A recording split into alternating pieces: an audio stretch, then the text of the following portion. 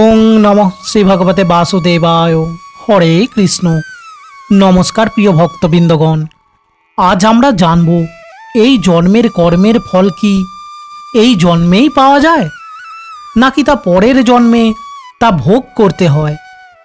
বর্তমান যুগে প্রতিটি ব্যক্তির এটা জানা দরকার, কারণ যারা কর্মফল মানেন না তারাও উপলব্ধি করতে পারবেন আসল সত্যটা।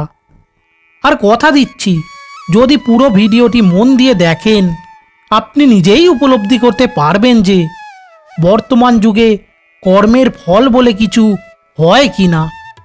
আর নিজের জীবনের সাথে মিলিয়ে দেখবেন, যদি দেখেন তা কিছু অংশেও মিলে যাচ্ছে তাহলে নিজের প্রতি একটু সচেতন হবেন। তাহলে আসুন জেনে নিন স্বয়ং ভগবান শ্রীহরি বিষ্ণু কি বলেছেন। তার আগে আপনাদের কাছে একটাই অনুরোধ, চ্যানেলটি সাবস্ক্রাইব করে পাশে থাকবেন এবং এই ধরনের তথ্যমূলক ভিডিও পেতে পাশে থাকা বেল আইকনটি প্রেস করে রাখবেন ও ভিডিওটি তথ্যমূলক মনে হলে একটি লাইক করবেন। প্রিয় ভক্তবৃন্দগণ, এক সময় নারদমণি তার আরাধ্য ভগবান শ্রীহরি বিষ্ণুর কাছে গিয়ে বলেন, নারায়ণ নারায়ণ, হে প্রভু, আমার মনের মধ্যে একটি প্রশ্ন আমায় ব্যাকুল করে তুলেছে। আপনি যদি এর উত্তরটি আমায় বলেন তাহলে আমি ধন্য হই। তখন ভগবান শ্রীহরি বিষ্ণু বলেন, হে নারদমণি, তুমি নির্দ্বিধায় আমায় বলো। তখন নারদমণি বলেন, হে প্রভু, আমরা সকলেই জানি পূর্বজন্মের কর্মের ফল আমাদের ইহজন্মে ভোগ করতে হয়, কিন্তু ইহজন্মের কর্মের ফলও কি পরজন্মে ভোগ করতে হয়, নাকি তা এ জন্মেও পেতে হতে পারে।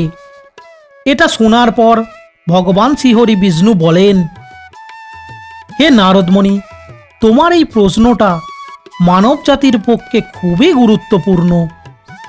কারণ যে সকল ব্যক্তি ভাবেন পরজন্ম কে দেখেছে, বা যে সকল ব্যক্তি তা বিশ্বাস করে না, তার ফলে তারা ইহজন্মে কোনো খারাপ কার্য করতে দ্বিধাবোধ করে না। তারা ভাবেন ইহজন্মে যাই করি তা আমাদের এই জন্মে ভোগ করতে তো হবে না, আর পরজন্ম কে দেখেছে। অর্থাৎ তোমার এই মূল্যবান প্রশ্নটি মানব জাতির পক্ষে জানা খুবই গুরুত্বপূর্ণ। তাই এটা বোঝানোর জন্য আমি তোমায় একটি ছোট্ট কাহিনী বলবো, যা তুমি মন দিয়ে শ্রবণ করবে এবং এই কাহিনীটি দ্বারা তুমি বুঝতে পারবে কর্মের ফল এই জন্মেও ভোগ করতে হয় কি না। তাহলে শোনো। একটি গ্রামে এক জমিদার বাস করত এবং সে সুযোগ পেলেই অন্য লোকেদের ঠকিয়ে অর্থ আয় করত। সেই জমিদারের বাড়িতে কাজ করত এক গরিব ব্যক্তি। সারা মাস কাজ করার পর তার প্রাপ্য বেতন জমিদার তাকে দিত না।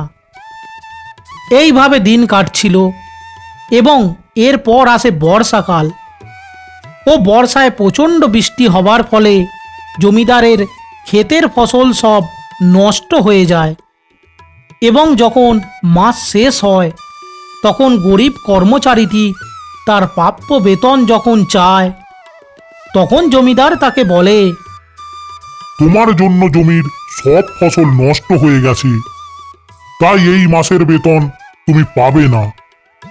এটা শুনে গরিব কর্মচারীটি খুবই দুঃখ পায়, কিন্তু তার কিছুই করার ছিল না।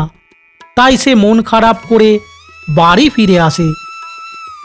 তখন তার স্ত্রী তাকে বলে, বাড়ির সমস্ত চাল ডাল শেষ হয়ে গেছে, তুমি তো এই মাসে বেতন পেয়েছো, তা আমায় দাও, তা দিয়ে আমি চাল ডাল কিনে আনি।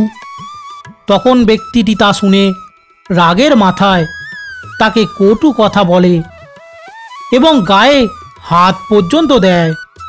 এর ফলে স্ত্রীটি কাঁদতে কাঁদতে চলে যায়। ঠিক সেই সময় তাদের সন্তান এসে বলে, মা, আমার খুব খিদে পেয়েছে, আমায় খেতে দাও না। তখন এটা শুনে তার মা ঠিক থাকতে পারে না এবং ছেলেটিকে বলে, ঠিক আছে বাবা, এই এক গ্লাস জল তুমি এখন খাও, সন্ধ্যায় তোমায় খাবার দেব। কিন্তু ছোট্ট বাচ্চাটি তা শোনে না এবং কাঁদতে থাকে। তখন তার মা ঠিক থাকতে না পেরে বাচ্চাটিকে মারে। এর ফলে বাচ্চাটি কাঁদতে কাঁদতে বাড়ি থেকে বেরিয়ে যায় এবং একটি গাছতলায় গিয়ে দাঁড়ায়। সেখানে সে একটি কুকুরকে চিৎকার করতে দেখে এবং কুকুরটি চিৎকার করছে দেখে সে একটি পাথরের টুকরো দিয়ে কুকুরটিকে মারে। ফলে কুকুরটি চিৎকার করতে করতে সেখান থেকে দৌড় দেয় এবং দৌড়াতে দৌড়াতে সে সেই মহাজনের বাড়ির কাছে পৌঁছায় এবং মহাজনকে সামনে দেখতে পায়। ও কুকুরটি ভাবে যদি মহাজনও তাকে মারে, এই ভেবে সে মহাজনকে কামড়ে দেয়। এর ফলে মহাজন অসুস্থ হয়ে পড়ে এবং তার চিকিৎসার জন্য বিপুল সংখ্যক অর্থ ব্যয় হয়। এই কাহিনীটি বলার পর ভগবান শ্রীহরি বিষ্ণু বলেন, হে নারদমণি, এই জগতে এমন অনেক ব্যক্তি আছে যে তার কর্মের ফল সে এই জন্মেই পেয়ে থাকে।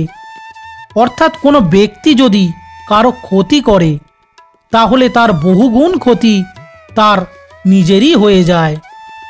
আর এটা যারা বোঝে তারা পরজন্মের কথা ভাবে না, তারা ইহ জন্মেই সৎ কর্ম করেন। অর্থাৎ প্রিয় ভক্তবৃন্দগণ, আশা করি এই কাহিনীটির মাধ্যমে আপনি বুঝতে পেরেছেন কারো ক্ষতি করলে ইহ জন্মেও তা ভোগ করতে হতে পারে। তাই সৎভাবে থেকে সৎ কর্ম করে যাওয়াই আমাদের উচিত। তাহলে প্রিয় ভক্তবৃন্দগণ, যদি ভিডিওটি তথ্যমূলক মনে হয় একটা লাইক করবেন এবং চ্যানেলটি সাবস্ক্রাইব করে পাশে থাকবেন ও এই ধরনের তথ্যমূলক ভিডিও পেতে পাশে থাকা বেল আইকনটি প্রেস করে রাখবেন। অবশেষে ভক্তি ভরে কমেন্টে লিখে যাবেন, জয় শ্রীহরি বিষ্ণু, জয় শ্রীকৃষ্ণ, রাধে রাধে। ধন্যবাদ।